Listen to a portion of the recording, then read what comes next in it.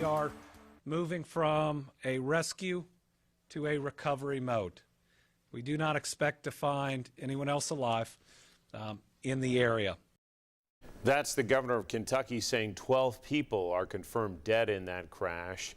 It happened during takeoff yesterday at the airport in Louisville, and that plane slammed into a couple of buildings. Tonight, we're taking a closer look at the flight path for that plane, and 10 News reporter Andrew McClung joins us to explain. Andrew? Yeah, new data now shows us the path the flight took on the final moments before it crashed. And we're also hearing from an aviation expert about his opinions of what potentially happened.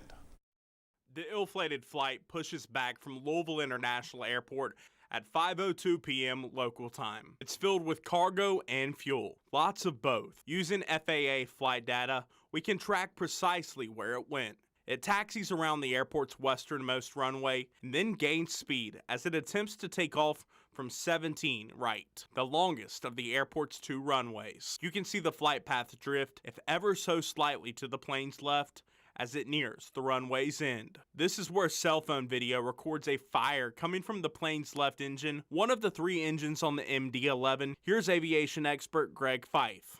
And this airplane has an engine on each wing and then one in the tail. It appears from the video that it was the left engine that may have catastrophically failed. That's why you have such a large fireball on the airplane. From here, the plane never gains much altitude. It rolls, clips a warehouse. Immediately south of the airport property, a fireball erupts. Momentum of the plane sends it into more buildings and parking lots. This is where the core of the damage is today. Have anywhere from 28 to 40,000 gallons of fuel that are being spread all over structures. And now all of a sudden you have huge fires, not only from the aircraft wreckage itself, but then any structures that were ignited.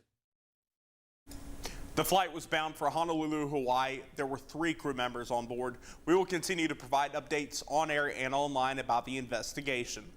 Andrew McClung with the latest tonight.